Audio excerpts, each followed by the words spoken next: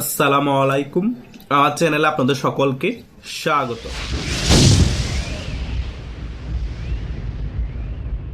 টোকাই আসিফ মাহমুদ কিছুদিন আগেও কিন্তু উপদেষ্টা ছিল, আমরা সকলেই অবগত আছি।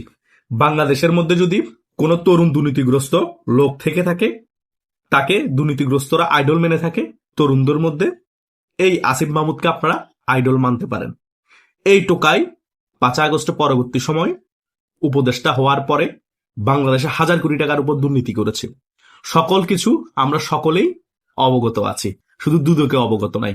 দুদকে সাহস পাচ্ছে না এই টোকাই আসিফ মাহমুদকে জিজ্ঞাসাবাদ করতে। শুধু তার এপিএসই 300 থেকে 350 কোটি টাকা দুর্নীতি করেছে, তার এপিএস কে জিজ্ঞাসাবাদ করতে পারছে না। আসিফ মাহমুদকে জিজ্ঞাসাবাদ করবে কোথা থেকে? এই টোকাইগিরি শেষ করে বাংলাদেশের টাকা লুটপাট করে উপদেষ্টা থাকা অবস্থায় এখন এসেছে এনসিপির মুখপাত্র হিসেবে কথা বলতে। সে বলছে বাংলাদেশে আওয়ামী লীগ নাকি অপ্রাসঙ্গিক, আওয়ামী লীগ নিয়ে কথা বলার কোনো প্রয়োজন নাই। এরে টোকাই, বাংলাদেশে তোরা অপ্রাসঙ্গিক, তোরা জঙ্গি, তোরা 5 আগস্টে পরবর্তী সময় বাংলাদেশটা ধ্বংস করে দিয়েছস, বাংলাদেশের মানুষের মাথার উপর লবণ রেখে বড়ি খেয়েছস। এখন বাংলাদেশের সবচেয়ে বড় রাজনৈতিক দল আওয়ামী লীগকে অপ্রাসঙ্গিক বলতেছস। আওয়ামী লীগের কর্মীরা এখনো যদি দাঁড়ায় প্রস্তাব করে দেয়, তোদের মতো জামাত শিবির এনসিপিরা বন্যায় ভেসে যাবি। হয়তোবা সময় খারাপ, এজন্য এখনো চুপ হয়ে আছে। শুধু তাই নয়, এ টোকাই আসিফ মাহমুদ কি বলতেছে দরকার হলে জনগণ নাকি এই নির্বাচনে জীবন দিবে। কেন রে ভাই? জনগণের কি এমন ঠেকা পড়ছে তোদের মামু ভাগ্নেন এই নির্বাচনে ভোট দিতে গিয়ে তারা জীবন দিবে? তাদের কি এমন ঠেকা পড়ছে বলতো? তোরা 5 আগস্ট পরবর্তী সময় তোদের নতুন বন্দোবস্ত করে তোদের পকেট ভরা ছাড়া জনগণের জন্য কি করেছস? যে জনগণ জীবনের রিস্ক নিয়ে ভোট দিতে যাবে ভোট কেন্দ্রে? জনগণ তো 5 থেকে 10% ভোট কেন্দ্রে যাবে না ভোট দিতে। বিএনপির কর্মীরও ভোট কেন্দ্রে যাবে না অনেকে ভোট দিতে, তাদের জীবনের মায়া আছে। কারণ বিএনপির অনেক সমর্থক ভালো করে জানে এই নির্বাচনে আওয়ামী লীগ অংশগ্রহণ করছে না, বিএনপি অটোমেটিক্যালি পাশ করে যাবে, বিএনপি অটোমেটিক্যালি ক্ষমতায় আসবে। এই চিন্তা করে হলো তারা জীবনের রিস্ক নিবে না। কারণ মামু ভাগ্নের নির্বাচনে হুদাই জীবনের রিস্ক নিয়ে জীবন দিয়ে কোনো লাভ নাই। শুধু তাই নয়, এই টোকাই আসিফ মাহমুদ টাকার এত জোর, এনসিপির যিনি সদস্য সচিব আছে ডিম আক্তারের নামও কিন্তু এখন এনসিপি থেকে মুছে ফেলার চেষ্টা করা হচ্ছে। প্রত্যেক জায়গায় দেখবেন এই পেটলা নাহিদ আর এই টোকাই আসিফ মাহমুদের ছবি, আক্তার হোসেনের ছবি নেই। কারণ তার কাছে এখন হাজার কোটি টাকা আছে।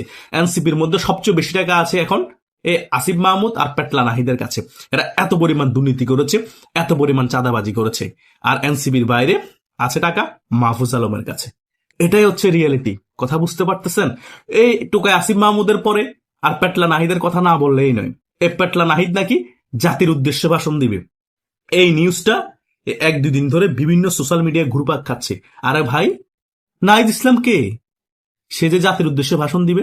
সে কি চে গুয়েভারা হয়ে গিয়েছে, ফিদেল কাস্ট্রো হয়ে গিয়েছে, নাকি সাইমন বলিভার হয়ে গিয়েছে? সে কি এমন কি করেছে বাংলাদেশে? কিছুই করে নাই। 5 আগস্টের আগে জনগণকে ব্রেন ওয়াশ করেছে, ওই ঠাড়াই বক মরে হুজুরের কেরামতি বারে।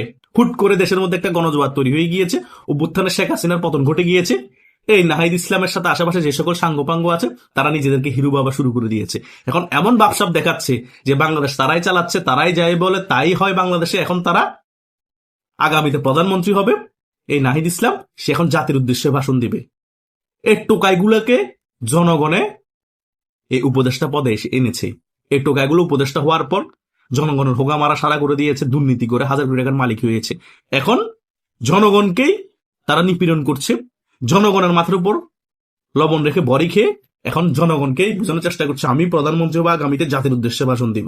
আরে বেটা, তুই তো বেটা মেথর, তোদেরকে আমি মেথরের সাথে তুলনা করি। কেন মেথরের সাথে তুলনা করি? কাহিনী আছে। তোরা যেই লেভেলের ছিলি ওই লেভেলেরই থাকতি। তোরা নিজেদেরকে এমন ভাবে মুই কেড়ে হুনুরে এমন ভাবসাব দেখানো শুরু করে দিয়েছস। তোরা হিলারি ক্লিন্টন হয়ে গিয়েছস, এক একজন বিল ক্লিন্টন হয়ে গিয়েছস, তোরা ডোনাল্ড ট্রাম্প হয়ে গিয়েছস, বাংলাদেশের গরিবের ডোনাল্ড ট্রাম্প তোরা। এই ভাবসাব, সে কারণে তোদেরকে আমি মেথরের সাথে তুলনা করি। মেথড তোদের থেকে ভালো আছে। তারা বিভিন্ন জায়গায় ময়লা আবর্জনা ছাপ করে, নিজেদের কষ্ট করে টাকা উপার্জন করে। তোরা সেটাও করস নাই। তোরা জনগণের মাথার উপর বড়ি রেখে কোটি কোটি টাকা কামিয়ে নিয়েছস কষ্ট ছাড়া। এক একজনের পেট এত বড় হয়ে গিয়েছে, সবাই গোপাল বার হয়ে গিয়েছস। তার মানে আমি মেথডের সাথে তুলনা করলেও বল, তোরা মেথড থেকেও নিকৃষ্ট। কথা বুঝোস নাই? তারা তো সমাজের কোনো কাজে আসতেছে মেথররা, তোরা সমাজের কোনো কাজ আসস নাই, তোরা বরং সমাজের বর্জ্য। তোদেরকে মেথররা সাপ করতে হবে, তোদেরকে রিক্সাওয়ালারা সাপ করতে হবে আন্দোলনে নেমে। দেখোস না রিক্সাওয়ালারা এখন জয় বাংলা স্লোগানে মুখরিত করতেছে, তোরা গিয়ে ওদের সাথে তর্ক করতে হচ্ছে, তাও যুক্তি দিয়ে রিক্সাওয়ালাদের সাথে পারছস না। বিভিন্ন জায়গায় আমরা বিভিন্ন ভিডিও দেখি তো, তার মানে চিন্তা করে দেয় তোরা মেথরের থেকে নিকৃষ্ট হয়ে গিয়েছস, রিক্সাওয়ালাদের থেকে নিচে নেমে গিয়েছস। রিক্সাওয়ালা তোদের থেকে যোগ্যতা সম্পূর্ণ, মেথরও তোদের থেকে যোগ্যতা সম্পূর্ণ। জনগণের কাজে আসতেছে তারা, তোরা জনগণের কাজে আসস নাই, তোরা তোদের কাজে এসেছস, তোরা তোদের ফ্যামিলির কাজে এসেছস। কথা বুঝতে পেরেছস? আর এই টোকাই আসিফ মাহমুদ বড় বড় গালবাজি করে, পাটলা নাহিদ বড় বড় গালবাজি করে, জাতির উদ্দেশ্যে ভাষণ দিব। তোদেরকে কেউ জাতির উদ্দেশ্যে ভাষণ দিতে বলছে? জাতি বলছে তোদের ভাষণ শুনবে? এ সকল টোকাইগিরি বন্ধ হয়ে যাবে, আর বেশি দিন নেই, আর 6-7 দিন আছে, যা করার করে নে। এক্সপায়ার ডেট তোদের শেষ হয়ে এসেছে। 12ই ফেব্রুয়ারির পরে যখন বিএনপি আবার ক্ষমতায় আসবে, তোদেরকে আবার খুঁজে পাওয়া যাবে না। ওই 16 বছর যেভাবে তোদের বড় ভাইরা লুঙ্গির তলে ছিল, আওয়ামী লীগের ছাত্রলীগের, সেম আবার তোরা লুঙ্গির তলে চলে যাবি, তোরা আবার গুপ্ত হয়ে যাবি। কিছু আওয়ামী লীগের লুঙ্গির তলে চলে যাবে, আবার কিছু বিএনপি লুঙ্গির তলে চলে যাবে, কিছু অন্যান্য দলের লুঙ্গির তলে চলে যাবে। তোদের দল বলতে আর কেউ থাকবে না। কথা বুঝতে পেরেছ? সে কারণে আমি চ্যালেঞ্জ দিয়ে বলেছি, যদি 12 তারিখে বিএনপি ক্ষমতায় চলে আসে, এনসিপি 2-3 মাসের মধ্যে বিলীন হয়ে যাবে। কেন বলেছি? এই সকল বিষয়ের কারণে। কারণ তোরা যেভাবে গালবাজি করেছস, যেভাবে ফাফরবাজি করেছস, যেভাবে দুর্নীতি করেছস, সকল কিছু 12ই ফেব্রুয়ারির পরে জনসমক্ষে নিয়ে আসা হবে, তোদেরকে শাস্তির কাঠ গড়ায় দাঁড় করানো হবে। ওই ভয়ে তোরাকে পালিয়ে যাবে, আর যারা দেশে থাকবে তাদেরকে মায়ের উপর রাখবে, আর কেউ জেলের ভিতর ঢুকবি। আর তোদের যে সকল বড় ভাই আছে শিবিরে, তারা তো গুপ্ত অটোমেটিক্যালি হয়ে যাবে সেই ভয়ে।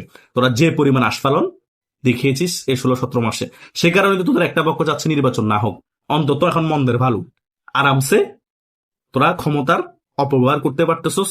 মোটামুটি ক্ষমতা না থেকেও ক্ষমতা ভোগ করতে পারতেছস। নির্বাচন হয়ে গেল তা সেটা পারবি না। একটা রাজনৈতিক দল ক্ষমতায় চলে আসলে তাদের কর্মীরা, তাদের নেতারাই ওই ক্ষমতার অপব্যবহার করতে পারবে বা ক্ষমতা ভোগ করতে পারবে।